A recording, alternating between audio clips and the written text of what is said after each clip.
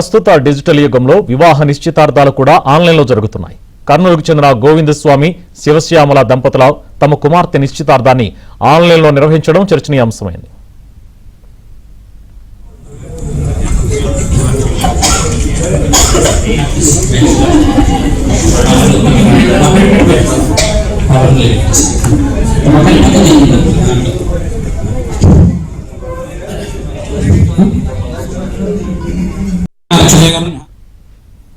మేఘన అమెరికాలో ఎంఎస్ పూర్తి చేసి సైంటిస్ట్ గా చేస్తున్నారు.